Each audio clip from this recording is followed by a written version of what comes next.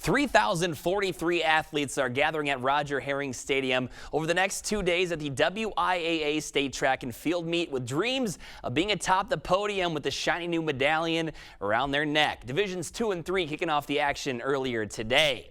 Rain clearing out just in time for some strong performances. We'll begin with some standout showings in prelims. Michaela Guslaw of Cashton and Paisley Eggy of DeSoto both headed to the D3 finals thanks to their good races in the 100-meter hurdles. Then in D2, Viroqua's Alana Christensen leaping into Saturday's final with the fourth fastest time at 14:77. And it was a top time in the prelim round in the 4x100 and 4x200 relays for the Kickapoo Lafarge ladies. They look fast and like a real threat to be crowned champions tomorrow. But let's get to some finals. Staying on the track, first race of the day, the Cochran Fountain City girls in the 4x8 relay, and they take home second thanks to a huge last leg by Paxton Dillman, time of 9:42.51, and Paxton's sister Addie in the 2-mile later in the day, waiting to make her move until late.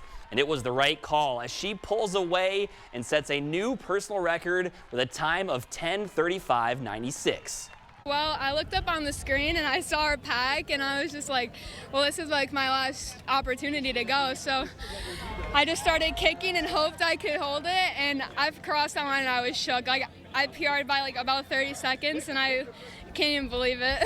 Elizabeth Curtis of Westby not far behind, taking third place. In the D2 boys 1 mile, Aquinas' Declan Gregg takes home fifth place, good enough to make the podium thanks to a time of 4:19.30. Let's go over to the high jump. Division 3, Jack Schmaling of Luther in a battle with Ashton Clark of Ladysmith. Schmaling, the future Badger, clearing 6'8" right there. He is fired up, and for good reason, because that is a new personal record, and he celebrates with a backflip.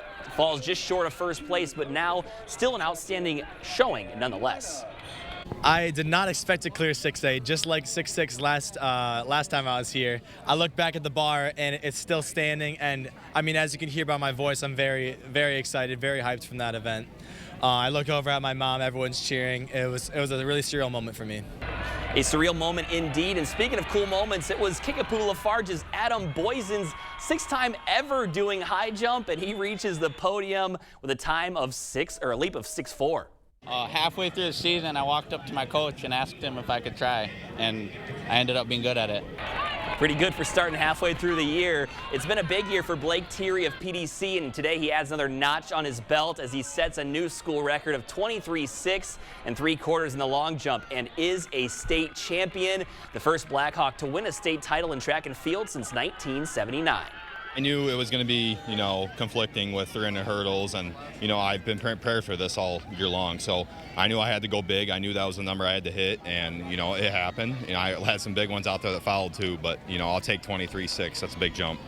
Thierry hoping for some more hardware tomorrow as well. Ted Teskey of Arcadia with a good showing in that same event, taking third. In Division 3, area athletes go 4.56 as Carter Emler of North Crawford, Adric Eggy of Kickapoo Lafarge, and Jay Stetzler all finish on the podium.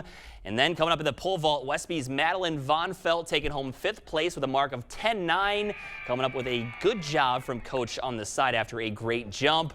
And last but not least, D3 shot put, DeSoto's CJ Millerin throwing 53 3/4 for 5th place, while North Crawford's Gavin Tamling throws 53.7 3/4 for 4th place. What a day so far. We will have even more action for you later tonight with Division 1 events, so make sure you catch us later at 10.